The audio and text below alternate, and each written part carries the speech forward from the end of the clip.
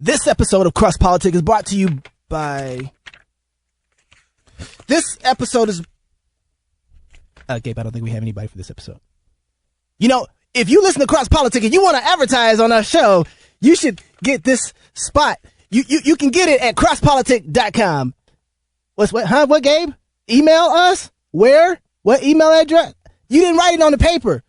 I don't know if it's not on the paper, just like the person whose spot is supposed to be. I don't know who I'm... Contact at crosspolitic.com. Oh, now you want to pick up the mic. What is it again? Contact at crosspolitic.com. Yeah, what he said. Contact at crosspolitic.com. Oh, now you're going to gang up on me. What you want to say, Pastor? Cross Politic begins in 3, 2, 1.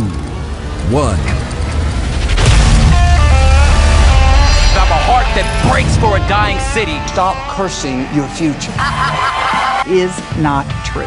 For all intents and purposes, I am a woman. No government, no political system has ultimate supremacy. Jesus is King of Kings, and it's about time our nation return in humble submission to his lordship. You are not protecting women. You are authorizing the destruction of 500,000 little women every year. Oh, but I didn't start it. But sir, with all due respect, that's the argument of a 5-year-old. I didn't start it. Right, when the Spirit comes upon people, they go to war. They go to battle, and the enemies of God are driven back, and they're slaughtered. You are listening to Cross Politic with Gabe Wrench, the Water Boy, Pastor Toby Sumter, and the Chocolate Knox. So we're going to talk Vegas. You did that look. Steve Kerr and Kim Jong-un. We're going to tie all that together. Vegas? Steve Kerr and Kim Jong-un. Who's Steve Kerr?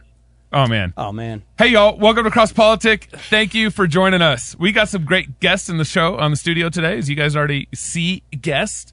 And before you get there, first share the show. What are you doing? Like share, and share. Like, invite. That starts with you, Keith. All right? I'll send out some tweets. I'll get my 75 followers blowing up. Awesome. We get that retweeted. There you go. This is already going to That's all we need, man. That's more than that guy. Jesus did it with 12. We can do it. So, y'all, this is Keith Darrell, but you can also call him Darrell Keith. Darrell Keith. Yep. Either one. Keith the Calvinist. Yep. Yeah. The Keith Calvinist. Awesome. And then we got Eric Ingebretson, also known as Eric E. Thank you for being here. Or Mr. Awesome. It's a treat. Yeah, thanks for being on the show, guys. Mr. Amazing over here. I'm looking forward to that. You see that little, the guitar? It's going to come out. I'm excited about that. With Eric E. Yeah. And if you guys remember last week, we one of our friends in town, dentist Ben Bowen. Yeah, one of the heroes of the show. One of the heroes of my teeth. Okay, he fixed my teeth. Thank you. That picture's floating around Twitter somewhere.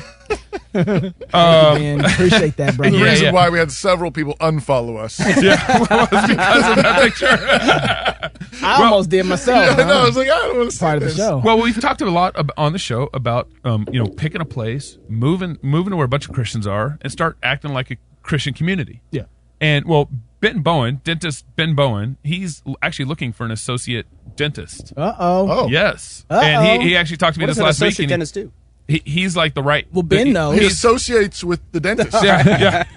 He hurts your teeth and gums. All right. And then makes your smile look decent. And so if you guys know of any Christian dentist out there that is interested in moving to Moscow, Ben's actually hiring and looking for an associate dentist. Great So opportunity. reach out to us. Yeah. Reach out to us. Contact us at contact. You too could help fix Gabe's teeth. Yes, that's right. And he's got a lot of teeth, so we need you. I actually pulled 25 teeth in Honduras. Oh, wow. Whoa. Wow. Yeah, it was amazing. Now I can actually use the phrase, it was like pulling teeth. Wow. Was that hard or easy? It was a Depends little of both. Did it get easier as you went along? Yes. Okay. Yes. Yeah. For Eric. Not for the people. Not for the poor Hondurans that are No, these guys were like, they didn't care. What kind of ministry is this? They're so far up in the mountains, they're like, just get this out of my head. I don't care what you are. Oh, my gracious. That is crazy. And so if you guys know anybody in your network that's interested, contact us at contact@crosspolitic.com. Yeah. And we'd love to get you guys connected to you want to Dentist help Ben. Fix Gabe's teeth. And Ben's a great Christian brother. We love him. And it's a great outfit. And he loves over Cross there. Politic, and we love him for that. Yeah, absolutely. That's right. So go baptize your kids if you have children. I use every opportunity to play that. That wasn't part of my flow here. Non sequiturs here at Cross Politic. I was going to talk about NBA, Vegas, and lesbians, but you had to talk seriously. About I left for like 5 minutes earlier. We were having a business meeting in here. Yep. That's we were right. talking about business. Yes, we were. And I walk in, and they're watching something, and I say, "What are you watching?" They say we're watching 2 lesbians get married in Vegas. 2 lesbians getting married in Vegas. Oh, I thought it was thespians. No. Gabe's he's still getting used to his teeth. My teeth don't work. Yeah. I feel like Moses in here. You know, like I go up the mountain for a little while, come down, and they're watching lesbians getting married. What's wrong? What's wrong with you people? Let me tell you. You explain. There's a short story. So I'm watching the NBA Finals. For you guys who are a little ignorant, don't know what that is, they got this round thing they call a basketball, and people dribble, which is push the ball to the ground with force. Yeah, don't be ignorant. And if they hit all the pins down, they get a strike. Oh, man. It's kind of like that. Okay. Yes. Good. Yeah. But imagine it's only 2 pins and sometimes 3. Okay. So I'm watching NBA Western Conference Finals, I think it was. What game? Last game night? was this? And it was Western Conference. 2 nights ago. 3 nights. No, it's been on more than once. Okay. It's been on more than once. So I'm watching the finals, East and West Coast. So, and all of a sudden, turn on the TV to a commercial, and this isn't what I think it is. It's 2 women that are enjoying the scenery of and she's Vegas. touching her on her shoulder. And did she really just ask her to get married? Oh. And so this commercial begins to keep playing. It's about 30, 45 seconds. Come to find out it's actually 3 minutes. We were going to play it for you, but then I was like, we'd have to warn you that to get your kids out the room because you probably don't want them seeing this. Anyway, commercial goes during on. the NBA Finals? During the NBA Finals. 3-minute commercial? No, it was a 30-second. It turns out it's actually online. It's a 3-minute. Yeah. So these 2 women are in Vegas, and one says, "Hey, we should get married." And this is a huge. The other one who's being asked says, "Well, I can't. My parents, they're not here, and we don't have our friends here."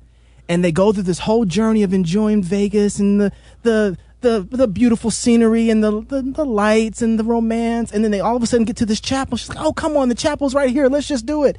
She's like, "But our friends aren't here." They walk in and all the friends are there and praising them. Yeah. Oh, wow. And she's like, "Oh, this is amazing. Oh, but my parents, I would have to tell my parents they're not here." And she said, and the girlfriend says, "Why don't you call your parents?" Calls her parents, and guess where the phone rings? In the crowd. Yep. The parents are there. They turn around, and all of a sudden they're approving, and the romance is struck. Next thing you know, bam, we got 2 ladies getting married. They didn't get married. But this was a They didn't get married. Yes. That's It was right. a commercial? Yes. Selling what? Vegas. Ah, okay. Think about this. This is selling Vegas. I see. Talking about gambling. Yeah. I've heard they do some questionable things in Vegas. What does this have to do with gambling? I don't understand. But anyway, what's going on? It's a big gamble when it comes to marriage. I was going to say, I mean, actually it fits quite well. Yeah, no, that's true. Like gambling with your soul. I mean, gambling is, what is that's it? not even a gamble. That's a sure deal. Tax on idiots. Ooh. Right? Idiot tax. But people who can't do math. But here's the thing. Here's the thing that bothered me. So this is like the culmination of other things. Every single show, every single superhero show, whatever it is that I'm watching that I like to see on TV, always has a gay person in it. Mm-hmm. And this gay person is lifted up in such a way that you have to praise them for their heroic. They're glorified. Acts. They're glorified and they're praised. And I'm forced with my kids to start accepting this narrative. Right. And what happens is that I might say, "Oh, that's gross. I don't like that." But I still like the show. And what they're doing is they're chipping away little by little at my standard. Yep. To the point now that they are so bold to put a commercial on TNT while the finals are going on, and I'm sitting there with my kids and saying, "Look, what's wrong with this, guys?" Yep.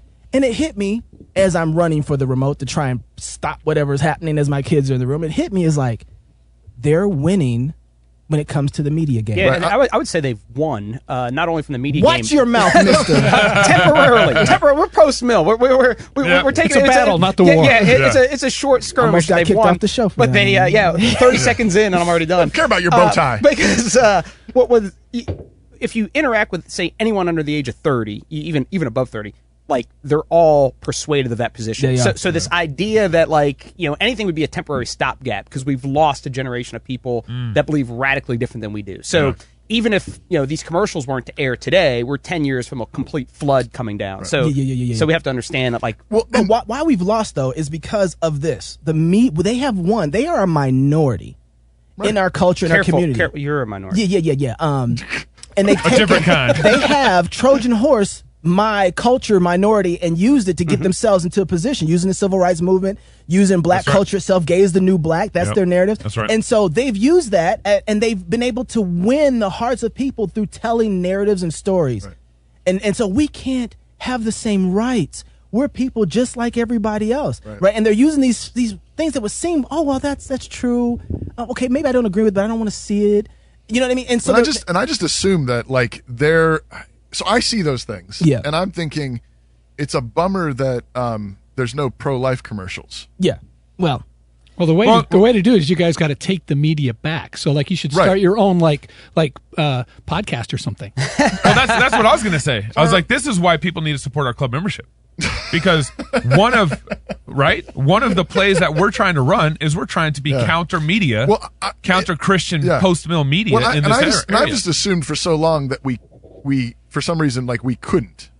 I was thinking like this, like maybe like TNT and CNN and Fox and these people like if you actually offered them a full on just like these are babies in their mother's wombs, we shouldn't kill them. I don't think Christians care about the media. Yeah, I don't think we do care about the media, and nor do we are able to do things artistically. So if you take that commercial, you're just insulting all kinds of people. we got Thomas Kincaid, for goodness sakes. Minorities. We're Thomas Kincaid, for goodness sakes.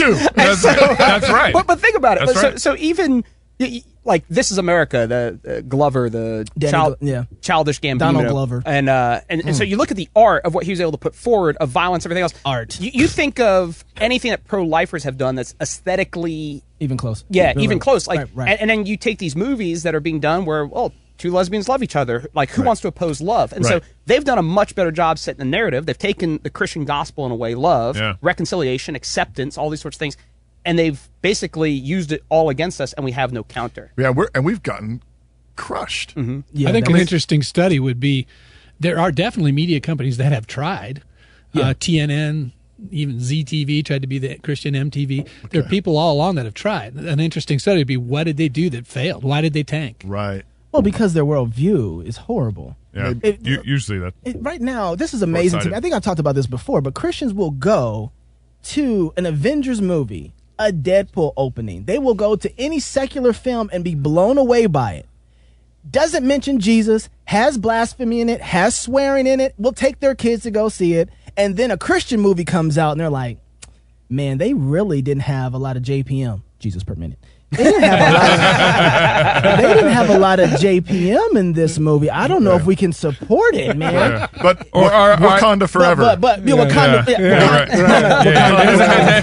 And you got kind of bound like Wakanda forever. Wakanda forever. Well, part of that though, we were talking a little off air about this. Part of it is I'm far more critical of my own brothers and sisters than I am of the world about kind of the art they're producing. And it's not because I'm against them. It's because I actually love them and I want them to do better. Yeah. You know what I'm saying? Look, this is but I agree with you. We need to spend our money, our dollars, far more supporting that. Than Wakanda. Then Marvel. Wait, all that Wakanda? stuff. What you mean Wakanda? No support there. But hey, let me tie this into kind of the next segment. Really quick. You want to hit one more thing? Last thing is just the thing is that, and this is what Keith is getting at, is that there's been a story, a narrative that keeps getting pressed. Shoved. It's the story of an alien morality, and it's winning. I mean, so story wins. Right. When people have the opportunity to tell the story in a beautiful, winsome, sexy. They're using our tools. They are stealing our tools. Right, but what they're doing is they're using glory. That's why I used the word earlier. They're glorifying this thing. Yeah. That's what glory is. It lifts it up. It makes it look amazing, winsome, heroic. Yeah, that's what they're doing, and no wonder we're losing. Yeah. Yep. That's what I wanted to say. So join our Cross Politic Club. But seriously though, Christian media. I sent the email off to TNT. Yeah. Because I want to let them know I didn't appreciate that. Yeah. I really didn't. And so that's one way to engage us. But I thought about what Jeff Schaefer. You're not going to be watching NBA Finals anymore. What? You don't want to support that stuff. Wait, time out. I'm not going to let them win basketball. Basketball belongs to Jesus. Let me tell you right now, Jesus owns basketball. That's why I'm fighting against it. Okay, but right now, Jeff Schaefer from Alliance Defending Freedom, we were talking about how could, he did a talk here in Moscow we talked about before. And somebody asked him, how can you fight in the legal system where you can be effective? Right. And he said, I'm going to summarize what he said. He said, basically, when I'm fighting like a Tyrannosaurus Rex in a boxing match. I can only fight like this. Right? I can only fight like this. But people who have the venues of like educational systems and podcasts, TV shows, ability to make movies, right? Write stories, stories and books. They have the ability to function as a cultural push in a way that I can't because I'm only dealing with law. And so when Christians are engaged culturally in those things, telling stories, telling movies, writing books, supporting cross-politic, you dig? Wakanda forever. Whenever Christians aren't doing those things, like, then all of a sudden the narrative gets won by people who make a little video about Vegas. This is honestly why Donald Trump tweeting is a thing. Oh, come on. It's actually connected. I mean, it's ridiculous. It's crazy. It's insane. It's But he's winning the narrative. Horrifying, but he knows that that's key to winning. It's there, yep. I will take the microphone that God has given me. And I'm going to tell my story. And I'm going to, do it with my thumbs. And I think he's done Trump has done two things amazingly. One, he simplified the message, make America great again. You can take that any way you want. Obama did the same thing. You think of us. Obama did the same thing. Yeah, hope and change. Yes, we can. Yes, we can, hope and change. And don't forget about Obama. I think of me, the open air preach thing, I'm like waxing eloquent on like metaphysics, that's not popular enough that sets a narrative. Right. And what I realize is Trump's ability to do that and then to punch through all their rhetoric. Yep. And we do a horrible job. We immediately acquiesce rather than punch back and set the narrative in a way that's attractive rather than just comes off as shrill and angry and bitter, which I think is generally our disposition. We come across as a guy who's like, preach. Well, I'll get warmed up. And I think we got a little song here to play, kind of summarizing all the politics and the hooey, dooey, gooey stuff. You're not going to sing, going on. Are you? I'm not going to sing it. Oh, but good. I'm gonna bring my man Eric Ingebretson in, and so this is a little ditty. If you guys know Puff the Magic Dragon, here we go. We're gonna do Puff the Politician. You should just call me Eric E, because when you say Ingebretson, then my sons have to be associated with the embarrassment. Oh, okay, yeah. We didn't know you had sons until just now. Yeah, you ruined it. We can bleep that. So Eric's gonna take us out. Okay, singing Puff the Politician. He's never sang it before. Who wrote this? I'm literally putting Eric on the spot. Yeah, on the spot here. So inconceivable. Yep. All right, here we go. We're gonna put the laptop so I can see it here. Yep. Okay, here we go.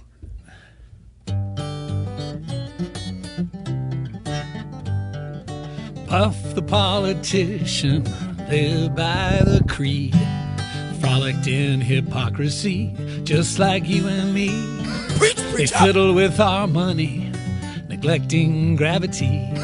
But don't forget the votes come from people like you and me. Amen. Oh, Donald Trump or Hillary, one big catastrophe. Both should have been in Benghazi. We got to do that again. Yep. Both should have been in Benghazi, running it for free. Don't believe politicians, they lie for you and me. But don't forget we elected them, so stop being idiots. I like the idiots rhyme. Yeah, solid. Idiots. Solid. Guilty. That's great. On that note, more Cross Politics when we come back with these evangelists. We're going to talk about some evangelism with these guys. Yep. And maybe one more song from Eric. I like it. More Cross Politics when we come back. That was good. That was good. That was awesome. Thank you, Eric. Off the cuff. Yeah. Gabe, I still don't give you any writing credit for that. No. He made you sound good. When he sung it earlier, it was scary. It was. My deaf ear was in full force. At Logos Online School, we believe learning should be accessible. Homeschooling shouldn't stop you from staying connected. Enjoy classmates from across the United States and the whole world, coming at you 4 days a week and 32 weeks a year. We believe learning should be engaging, a group of like-minded students who love God and their classmates. Learning should also be customized, with more than 50 different classes offered throughout the day. Take one class or join us full-time. We believe learning should be inspired. Our knowledgeable instructors enthusiastically engage the students. The goal? Hearts that love learning. Lastly, learning should be affordable. Committed to making Christian education reasonable for all families. From $620 per class for an entire year to $2,232 per year for full-time students. The best option on the market. Join us at Logos Online School.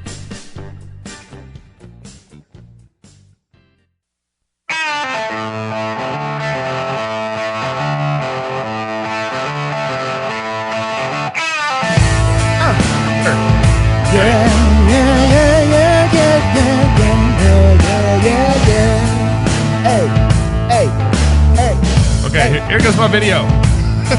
Go. Will you turn it down? Hit it. He waits for you. Reaction to the anthem. I think it's just typical of the NFL. They're just playing to their fan base, and they're just, basically trying to use the anthem as fake patriotism, nationalism, scaring people. It's idiotic, but that's how the NFL has handled their business. And I'm proud to be in a league that understands patriotism in America is about free speech, about peacefully protesting. And I think our leadership in the NBA understands that when the NFL players were kneeling, they were kneeling to protest police brutality, to protest racial inequality. They weren't disrespecting the flag or the military, but our president decided to make it about that. The NFL followed suit, pandered to their fan base. There you go. You cannot talk. So that was head coach Steve Kerr of the Golden State Warriors. Oh, right. And Where's the Golden State Warriors? It was like what state? San Francisco. Yes. Which state is Thank golden? You. Oh. Thank you, Keith. Golden Gate Bridge. The Golden Gate Bridge. They should put that like on their logo or something. Yeah, the Golden. Yeah, that makes me so mad. This is basketball we're talking about, right? So, and I do know that San Francisco is not a state. No, that's true. So when you say what state is it in, I say San Francisco. War or something. Well, they're playing ball. What Steve's reacting to? So the NFL this past week, the coaches voted to require coaches. Part of the coaches, I think, owners. The owners. Oh, sorry, the owners. Right. The owners voted to basically fine anybody who doesn't stand during the national anthem on the field. But as part of that, they left an out in it, basically saying if you don't want to be part of the national anthem, you can stay in the locker room. Right. Which was actually the rule. Like a number of years ago, that was actually the rule. Everybody, I think, stayed in the locker room. And then they actually changed it, and there was some kind of deal. I think it was like 2011 or something. It wasn't that long ago. That's right. Where the armed forces actually asked the NFL to have the players come out on the field for the national anthem as a way of trying to promote patriotism, and I think there was a bunch of money involved. Yeah, if I remember right. Oh wow, shocking, right? Shocking. Yeah, surprisingly. The federal government gave a lot of money for the police. And now, in turn, as the NFL loses some money, there's a lot of money involved, and so they change course. Right. You know what I mean? That's right. Kind of follow the dollars. So Steve Kerr ain't too far off. Yeah, they're pandering to their base, but if the NBA was bleeding consumers, they would pander to their base. That's the thing, is because you have money and politics all mixed together here. That's the problem. Right. Well, and he's talking about the NFL, not the NBA, right? So he's saying the NFL's doing this. The NBA, I'm proud of the NBA because we don't do that crap. I see. Right? Oh, yeah. I see. Right? Okay. So he's actually responding to the NFL's recent as a basketball coach representing the NBA. But what's funny about this is if you remember, the NBA has been just as political and just as bad. Really?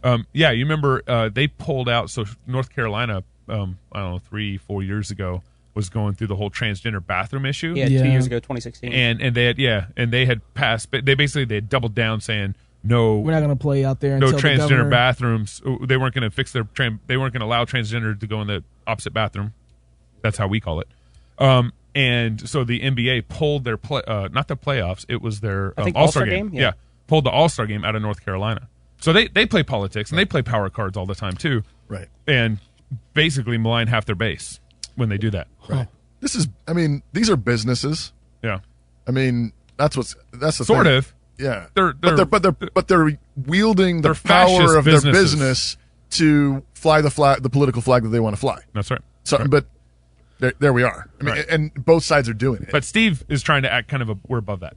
No, right. You know, we're the NBA. Yeah. Our leadership handles this far better. Yeah, and the simple fact he's weighing in a certain direction shows, this old alleged neutrality element just kind of shows the myth of it. You know what I mean? Well, and he underlined it even in his comments. If you could hear through the bouncing balls in the background, he was talking about how the whole point of the kneeling movement was a political gesture, a protest gesture. But it's a political statement. Right. And so if the NFL owners had come out saying, "Yay, kneeling," he would be saying this is great.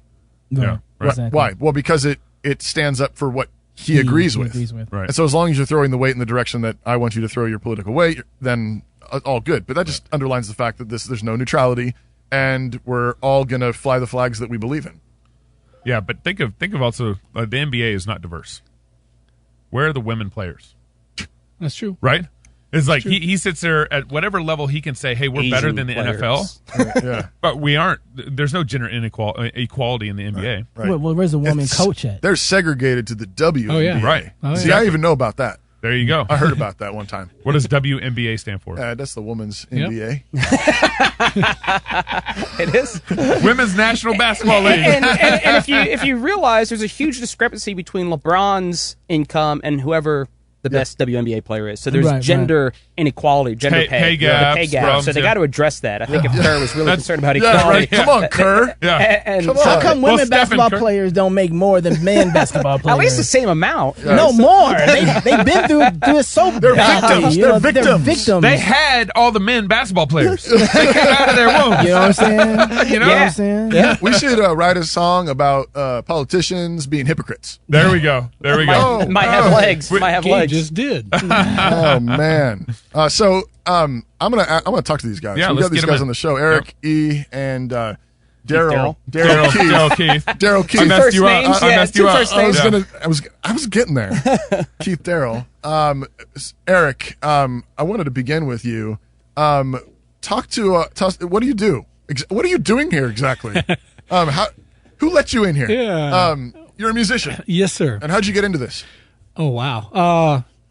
Interesting question. Before you had gray hair. How I got into it, I guess, was I was in a vocal jazz choir in college, kind of think Manhattan Transfer on a ×4 kind of thing.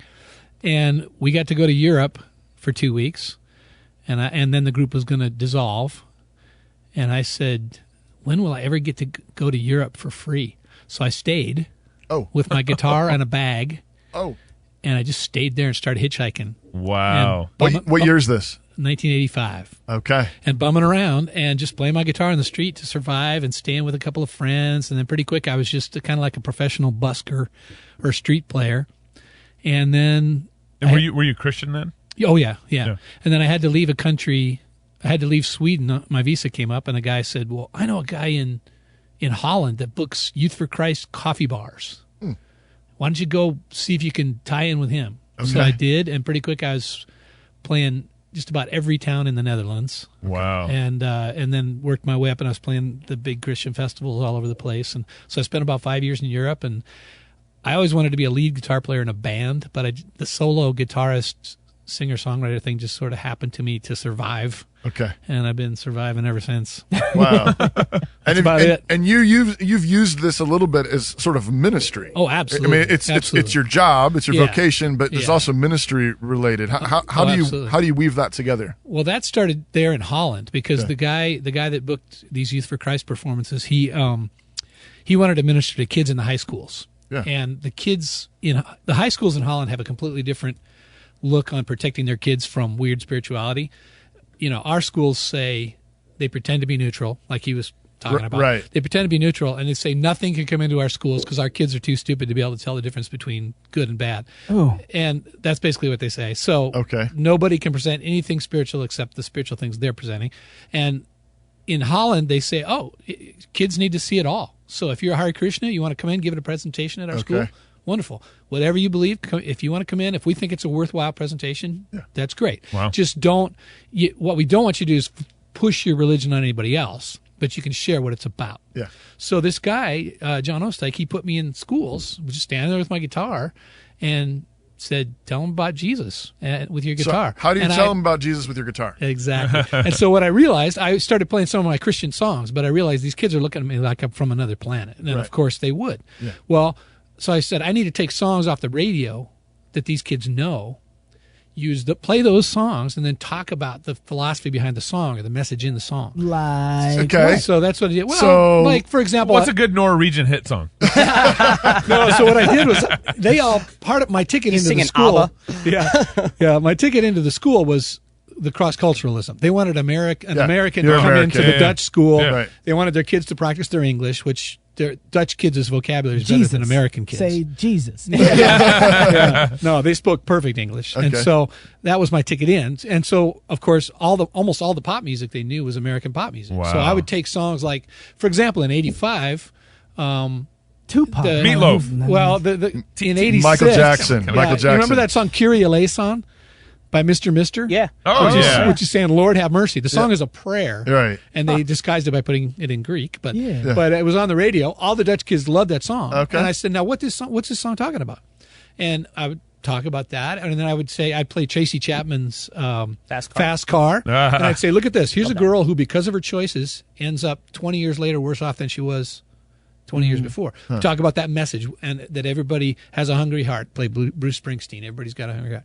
Okay. So I used all those songs, and I'd say, "Oh, that reminds me of a song I wrote myself." Okay. And so I could do a full-on Christian song in a secular classroom. And there's connection there. Oh, You total can't- connection. The kids loved it. It went just great. And so I did that for years. And I would play in a different town it was wild. I would get on a train in the morning. I'd ride to some town, do a concert for a whole school, maybe 500 to 800 kids. Then I'd do 3 or 4 of their classrooms for the whole 45 minutes. He's not talking, Gabe. You And can then get off I'd your go, phone now. yeah, For real. and then I'd go to another For real. town. I'm sorry, Aaron. Texts are important. It was an emergency. Anyway, yeah, and then I just go to another town and do a concert in the evening, and that was my life for a long time. Have you ever heard back from any of those kids? Oh yeah, Have one of the coolest stories of all. I'll try to be quick. And how it's just up to God. The seed, you plant seeds, Right. You plant all these seeds, and you throw out 1,000,000 seeds, and obviously that parable applies of seed planting. Sure. But it's just so beautiful when you see what God does with them, and that His timing has to be perfect. Yeah. Right. I played in this little town called Goes. You got to say Goes, Holland, Yeah. in middle of nowhere, Holland, in the south. And I played in this town.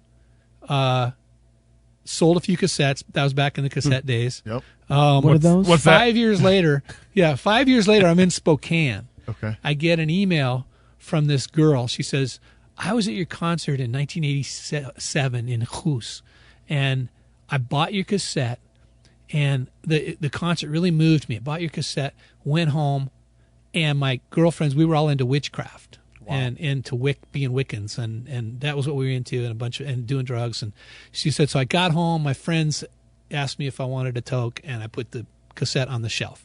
She said, 5 years later, I'm moving from that apartment. I see these old cassettes. I'm going to throw them out. I see yours. I remembered that concert was pretty cool. Grabbed the cassette, put it on. Lord spoke to me through the lyrics. I became a Christian. Now I go to church every Sunday. I'm in Bible studies. I'm going to church. And she wrote me this like 6 years after the fact. Wow. That's when you just go, God, there's seeds you planted. God blessed them, and Praise God. That's Wow. Yeah. 5 years. Yeah, it was. Wow. Yeah, it was 6 years later she wrote to me. But 5 years later she grabbed the cassette off the shelf. God's timing just has to be there. It has to be perfect, But it's so cool. You plant seeds, and that's basically I'm a seed planting ministry. I mean, I love it if I get to watch when somebody becomes a Christian. yeah. Sure. But mainly I'm planting seeds and kind of trying to use special weapons and tactics. Right. Like guitars. Exactly. Yeah. That's awesome. That's really neat. And storytelling. Like good music is good storytelling. That's right. So. Right. Exactly. And she remembered that concert. Yeah. The concert moved her. Yeah. And stuck with her. Yeah. And that was what made her think, I'm gonna listen to that tape again. Yeah. Otherwise she'd have just thrown it out right then. Yeah, Right. and even that element, you think of like just how central music is to our lives. If you think of like growing up, you're like you hear something like summer of '93, summer of '95, and music's so central. And one of the things as Christians Brian we Adams, generally don't 93. don't produce well is music. You know what I mean? That's right. And this total side. So I run, and there's a guy, Phil Maffetone. I'm sorry. From who? But this guy, Phil Maffetone, Police. he talks about how with songbirds, their music changes when they're going extinct. And if you think of, say, music, and his point was how music has changed in the last 20 years of the late 20th century, you know, how music is changing. And you look at how Christian music has radically altered the last 20 years. He used to say it should be indicative of something in the culture that is fundamentally off. And so when you look at us as Christians, what we're producing, what we're putting forward as music, it's not glorious, it's not wonderful, it's not generally appealing. So, as you think of narratives and all that sort of stuff, get a step back and how are we doing music? We don't do music well. Yeah. So. Wow. so this is Keith Darrell. You are a preacher on that camera right there. If you're looking for that college campus preacher. I want to talk to you more in the next segment, but I'm gonna tell this story of how I met Keith. Yeah, please do. Yeah. Keith knows this. He's heard it a few times now, but it's actually one of my favorite stories to tell about street preaching and about campus preaching. I didn't think that I was called to be a campus preacher. I didn't. My dad's a pastor. I was ordained as a pastor, but street preaching and that kind of thing. That's for the birds. For special people. Yeah. Well, I'm a little twitchy. Yeah. And anyways, I've told this story before about how I got tricked into it. I think I told it on the show. But anyways, I had just started. I think I'd gone once or twice, like the most terrifying times of my life. I just terrified, thinking this is a bad idea. This is not a good idea. I have an intern named Ryan who had just come on staff, and he was very excited, and I was putting on a very brave face for him. Like, yeah, this is really important to do. And inside I'm thinking, this is scary, this is terrifying. But I really believe that God was calling me to do some of it, and so I was beginning to do it. And so Ryan would go up ahead of time, and he would set up a little literature table. He was your John the Baptist. John the Baptist, and he had a little literature table, and we'd give out free coffee to the students, and then I would come up, and I would preach for a little while and meet students. And I'd done it like twice, 3 times, I don't know, a few times, still crazy nerves. And one day I'm getting ready to go up there, and he texts me and says, "Hey, Toby, there's another campus preacher up here. He's already preaching."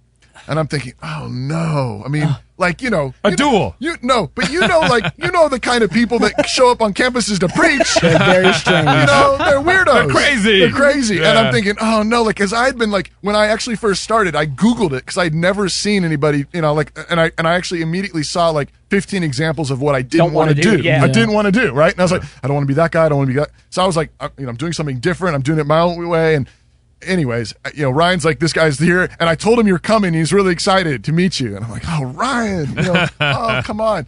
So I get up there, and Keith's going. Like, Keith's got a crowd, they're riled up, and he's hollering, and he's got his Bible, and they're going, and there's a few people mad at him, and I'm sitting there thinking, oh yeah, sure enough, this is one of those guys, and and Ryan's like, he's really excited to meet you. I'm like, I don't know, and I'm thinking to myself, maybe I'll just let Keith have it. I'm just I didn't know him yet, I hadn't met him yet, but I'll just let this guy have it for today. I'll go home, and I'll try another day, And all of a sudden, Keith looks over at me, and he goes, and he beckons me over to him, and I'm like, oh no. Like, yeah, it's a double whammy. Not only are you now associated with me, you have to preach. Listen to my friend. He beckons me, so I grab my Bible. I'm like, oh God, please, I walk up to them, and he looks at me and he says, I gotta go to the bathroom. Take over. It's like tag team wrestling. and so then he just runs off into the into the library to go find a restroom, and there I am, and there's a crowd, and they're mad. That's awesome. That's so cool. How I met my friend Keith Darrell. So cool. Open air preaching on the campus. All right, when we come back, we're going to talk to the good Dr. Keith Darrell. Just so you know, I don't trust anybody with bow ties. You told me. I know. I've been set up. I've been framed. I'm wondering, he says he runs, and it says in Proverbs that only the evil man runs when no one chases him. Yeah. So we're going to find out more about Keith Darrell next on Cross Politics. Classical Conversations supports homeschooling parents by cultivating the love of learning through a Christian worldview in fellowship with other families. We provide a classical, Christ-centered curriculum, local, like-minded communities across the United States and in several countries, and we train parents who are striving to be great classical educators in the home. For more information and to get connected, please visit our website at classicalconversations.com. Classical, Christian, get connected, get community. I'm a 2009 graduate of New St. Andrews College, and I'm a commercial property manager. 3 kids at Logos, 1 at home still, and I do flowers on the side out of our house. When you have these little people that you're responsible to shepherd, you realize I need to know what I'm talking about because they need to have a firm foundation and they need deep roots so that they don't get blown over and that they're ready to stand up for the truth. I am a programmer. The language aspect of NSA is a fantastic preparation for any sort of programming. I'm a real estate broker here in town. I think absolutely the perfect education for being in sales of really any kind. I actually put it to a lot of great use when I was working in the political realm? I am a pastor in Central Coast, California. Whatever vocation you take, it'll make you take that seriously because you're seeing it through the lens of the sovereignty and lordship of Christ. For more information, visit us online at nsa.edu.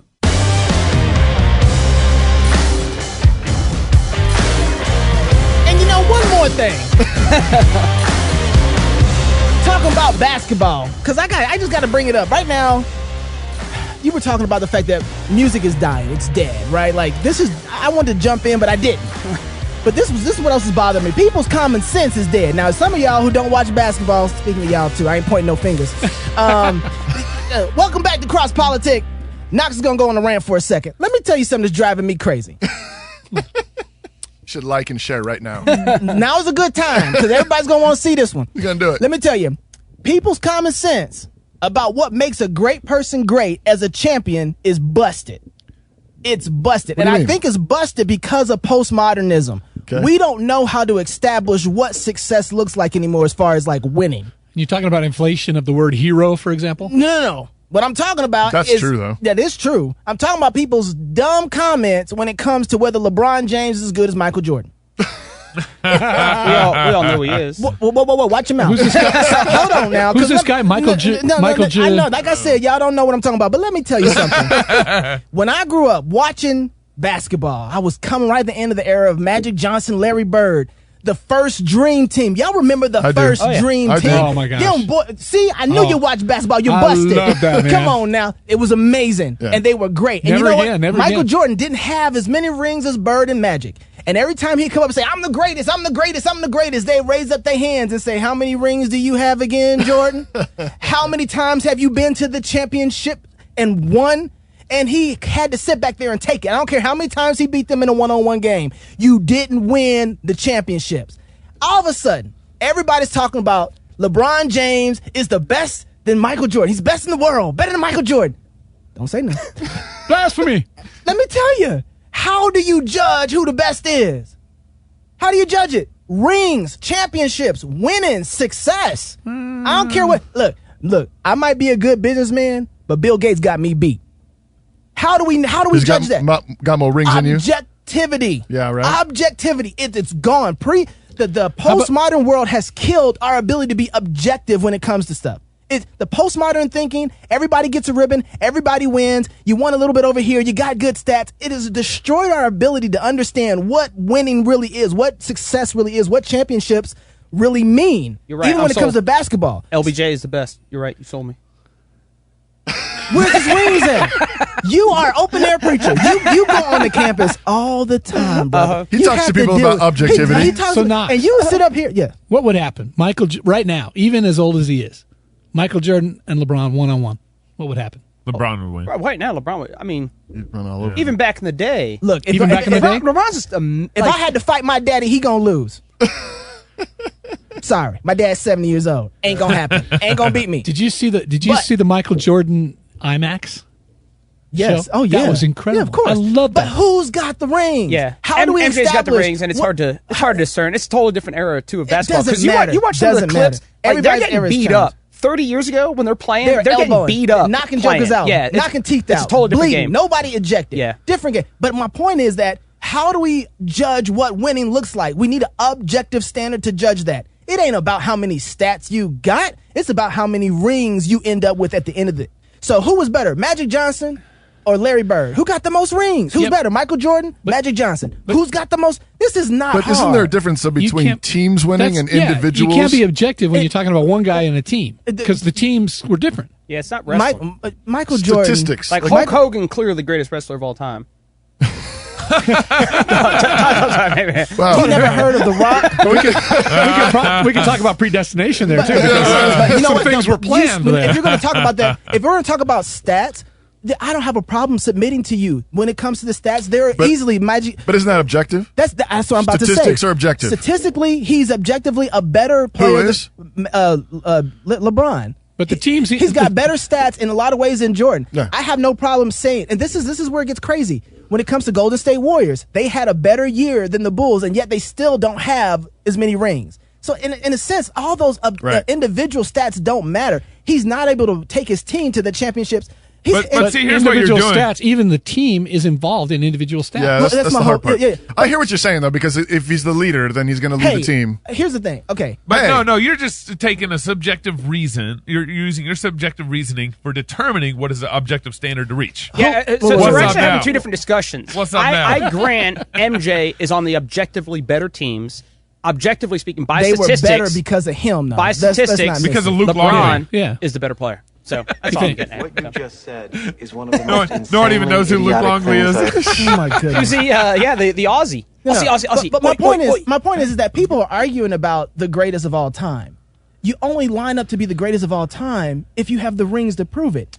And But so, isn't that a fairly about Will simplistic way of judging it, though? What about Will Chamberlain? 100 points in a game. who was the best prophet of all time? Jesus. Besides Jesus. That's Besides Bible. Besides Jesus. No. I'm gonna go with what Jesus said. Ain't been none like John the Baptist. No, the prophets of Baal thing, that was pretty cool. But Deuteronomy 18. But Jesus is saying John the Baptist. Yeah. Who's gonna be more objective about it? What you trying to figure out in your head? Jesus said it, boy. Submit. You know what I'm saying? What you trying to figure out? That's what. See, running little numbers in my head. I'm just running some numbers in my head. Who got the most books? Paul wrote the most. John the Baptist ain't got his own book. You know, see, I know what you're doing. You're trying to run the stats. See, that's the postmodern mindset. You should know better than this. You were open air preacher. I don't even know how he did that. Like, that was really like. Here we are. Oh my gracious! But I'm saying this because I think that in every aspect of our world, postmodern thinking has come to give us different standards in which to judge by, and a lot of them really come. No doubt. You know, no doubt. I mean, you're absolutely right. Even to the point of sports. Everything is infected with relativism. That's my point. Yeah. So whatever the argument is, I still think. I mean, who's to say? Who's to say? Who's to say? And we do this especially when it comes to the arts and beauty. Right. I think it's worse there. Donald Glover, for instance. Oh yeah, gracious. But you know, a lot of Christians are really quick to say that you say like, do you believe in absolute truth? And they're like, oh yeah, absolute truth. You know, and absolute standards for morality. You know, what is right and wrong. Be like, yeah. And then you say, you know, that song you're listening to is crap. Yeah, exactly. And they're like, whoa. You know, that's bad art. That's but what percentage of crap is it? Like 78% crap? Yeah, right. How much do you want to drink? 1% crap. How much do you want to drink? But that's but seriously though, I mean, I think that has frequently been, I think, the way that Christians, and this goes back to our narrative point that we've been talking about all show long, is Michael Jordan was obviously the best because he had more rings. That's what we've been saying, right? The Christians, I think, have lost the battle.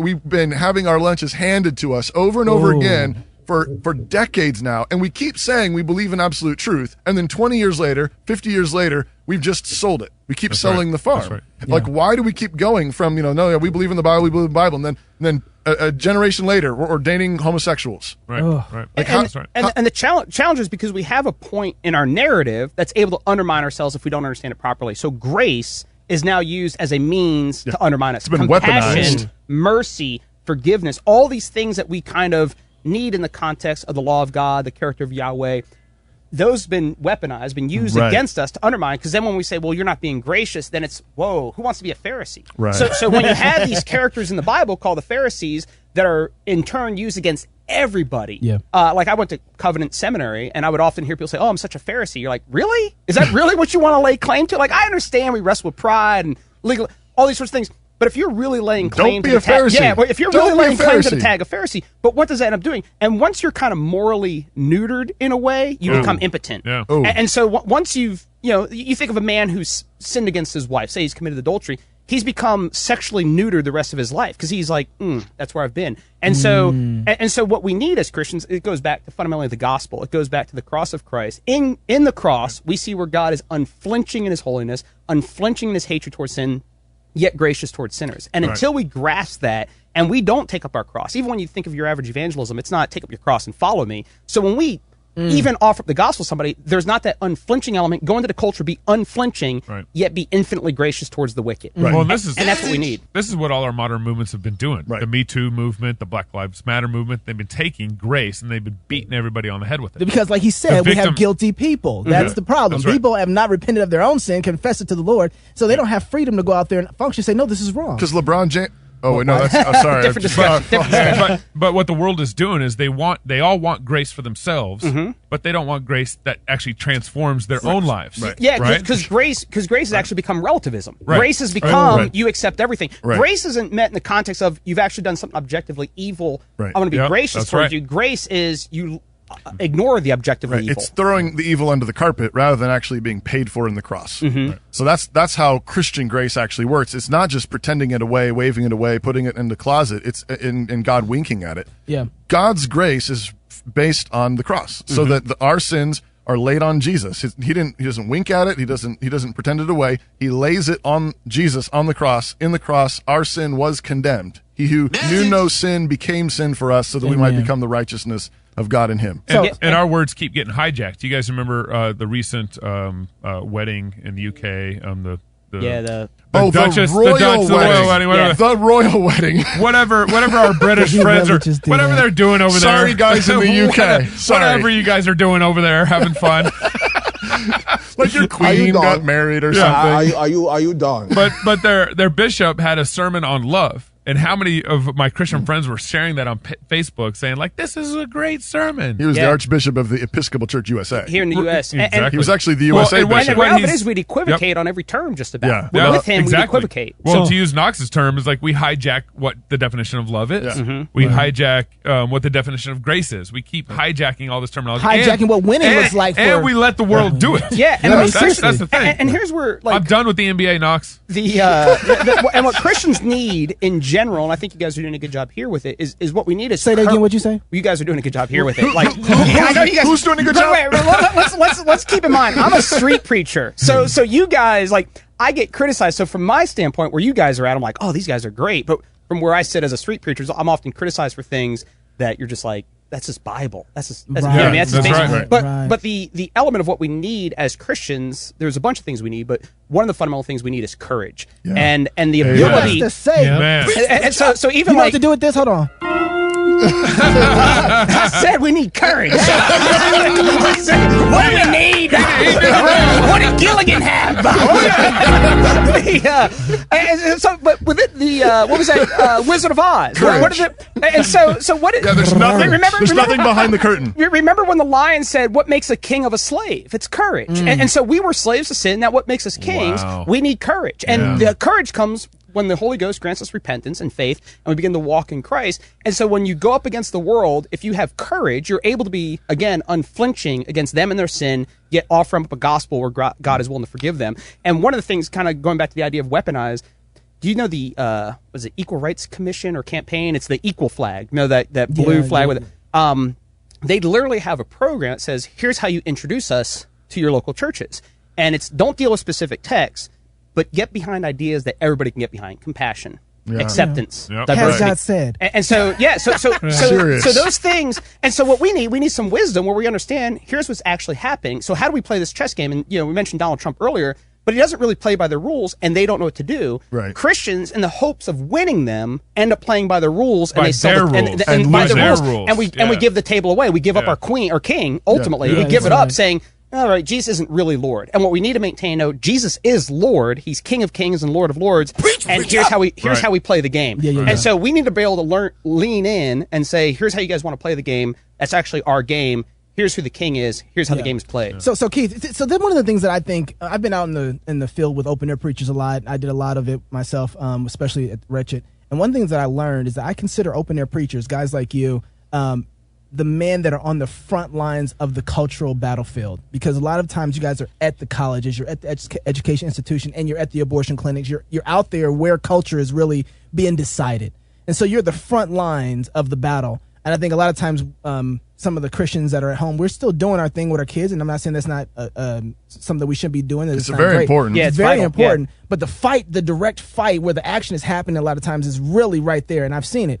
And one of the things I want to ask you is, what do you think is the biggest issue that you're seeing right now when it comes from Education Institute and the front lines of open air preaching that you're having to face? And you're like, this wasn't happening just 5 years ago. The radical postmodern relativism that there is no. That's still not dead. It's still not dead. That there is no objective world around it. And it's kind of a Kantian. We just impose our mind upon the world. So I show up on campus. I'm an beep, beeping white male. So I have my categories as a white male. What's the beep? What does that effing. Oh.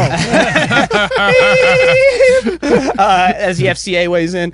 But so here I am, and given postmodernism, I'm the oppressor by definition. I'm white. I knew someone was I knew it. So the West is a white supremacy. He's white. You got a bow tie. It's a patriarchy. I'm feeling oppressed right now.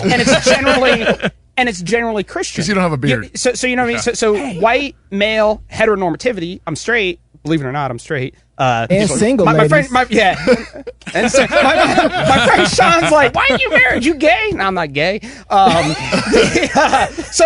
right, postmodernism, white male heteronormativity. That's the oppressive patriarchy. You know what I mean? That's the oppressive system foisted upon everybody who's not white male. That's default. By default, and that's just default. So you're allowed to deconstruct me.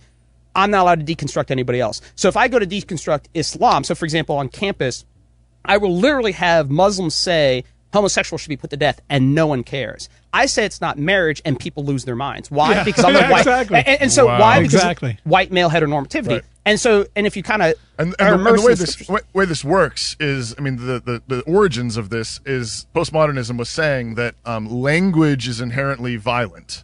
And it's a power play. It's actually it's consistent Darwinism, saying that we're basically at the mercy of whatever the fates, whatever random chance is made stronger, more influential. And so since white, male, hetero, patriarch, whatever, has been in the driver's seat of Western culture, it's therefore the righteous thing to deconstruct that and empower. When you hear the word empower, that's postmodern. Mm-hmm. Yeah, that's right. Empower is saying, because Darwin's chance put all the weight on that side of the seesaw, we need to go throw all our weight on that side with whatever is the offended minority classes. Why are you looking at me like you just happen to be on my left? But he think does about look it, kind of offended now. But even within that, but if you're an untrained Christian, yeah, whose side is God on? Is he not on the side of the oppressed? So even understand that, like, so whether it be a Darwin, but they're able to immerse it into the Christian narrative from the standpoint, well, Jesus is on the side of the oppressed. Right. And Christians are saying we should empower, like, there are conservative Christians starting to say we need to empower women. We need to empower whatever the minority thing is.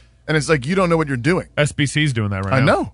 And what we need to do is empower the scriptures. The scriptures need to be the norm. Right. And so as Christians, Christians, where we need to go with it is white males are not the norm. Black males are not the norm. Jesus is the norm. Jesus and him, a Jew, is the norm, and that's what we need to put forward is Jewish supremacy, so to speak. So even when I'm on, maybe not. So even when I'm on campus, so for one of my favorite stories actually was, who's the real Jew though? A year and a half. This guy. Yeah, and we are. A year and a half ago, there's a young homosexual guy who came up to me, and he's like, "You're just out here preaching Christian supremacy, which is white male heteronormativity." And he takes a little sip of his drink. I didn't know that. Nobody told me that. So, what are you doing, Knox? But here's the thing that's funny. So here's kind of the move we need to learn to do is, and this isn't a pat on my back, but I said to him is like, that's fine as long as you're willing to admit you're preaching secular supremacy, which is black, androgynous, homonormativity. And he just goes, I guess so. You know what I mean? Because they're so used to throwing those things out and everybody immediately bowing to their God. But he ate the reductio. He swallowed it. Yeah. Right? Right off the bat. Right. So, but what else is... I want another punch besides that. I want something else other than that. I try to steer them back to objectivity. I mean, the quickest... If you want to know when a guy's starting to talk relative truth, I just say the quickest way to get a relative truther to start crying absolute truth is throw him in jail for a murder he didn't do. Mm-hmm. Yeah, right. Yeah. He says, I didn't do the murder. Objectively, I didn't do it. But who's to say what truth is? That's your truth. Right. Yeah. Our truth says you did it. Right. All of a sudden, he's screaming absolute truth. Right. And I try to get him to admit, okay, there has to be actual truth. And then what I run into is all the people who constantly, they say, well, there's religious people, and then there's us normal people. Right. There's these religious freaks and people who live by faith. Then there's the normal crowd. And I try to set, and that's when the dichotomy there causes all the friction. Right. So I try to get them to see we all live by faith. I'll just make Right. that. No, Yeah, you live by absolutely. faith. We all live by faith. Yeah. They say, You just no, trust we the- don't. No, we don't. I say, well, what are you? Are you an atheist? And they go, yeah. Well, I walk them down that path to where I say, at the basis, you have faith involved in what you're saying. You're trusting science. Yeah. You're trusting history. You're trusting Yeah. your experience. You're putting your faith in something. Whatever you're walking by is faith. And they go, but then there's the ones who think they're ultra smart and they say, I'm an agnostic. Right. I rise above all the faiths. You just don't know. And what I say is, you're still, by standing there, folding your arms and saying, I'm not taking a Trusting stance. yourself. Not only are you taking a stance, but you're trusting that when you die, if there is a God, he's going to be okay with the standards you set up. Right. That you just live by the golden rule. So Right. you're trusting that if there is one, you're going to be okay. Right. That's faith. Yeah. So even the agnostics live by faith. Yeah. So once I get them there, then I say, now we can quit with all the hatred and all the prejudices and biases, and we can just look at evidence. Right. So now we're all people that live by faith. Let's just start looking at evidence. Yeah. I flipped it around one time with a guy, and I said, "How would you know? And, if somebody actually did commit a heinous crime, at what point would you be able to tell him it's okay, you're forgiven? Like justice has been paid. Right. That's right. At what point would you be willing to tell someone who actually committed a heinous crime? How do you know? When do you say it's okay, justice has been done, you're forgiven? How would you tell maybe the victim's parents? Yes. You need to be okay now with the perpetrator of this crime. Justice has been done. And he said, I've never thought about that before in my life. I'll have to get back to you. Yeah. He still hasn't gotten back to me. That's okay. 5 years, right? It can happen in 5 years. But I think driving people back to the concept of justice, of what is right and wrong, and especially when it gets personal real quick, or people say they care about justice, but we've been fed a whole pile of lies. We don't even know what justice that's is. left us in a place. We keep saying justice, and everything we're eating and everything we're proclaiming is leaving us in a place where we have no justice. Like, We have- the interesting we think LeBron James is greater than Michael Jordan. It's ridiculous. Yeah, and the interesting thing is their narrative leaves them with there is no justice. Hitler had a few bad days, and that was it. Right, that's And that's he's what you're done. left with. That's what you're And left with. With us, we know the worst guy on earth, if he gets away with it and nobody knows, he's got even worse judgment than he would have had if he got caught. And we can trust that. Yeah. There is real justice. Right. Amen. Amen. What's your website?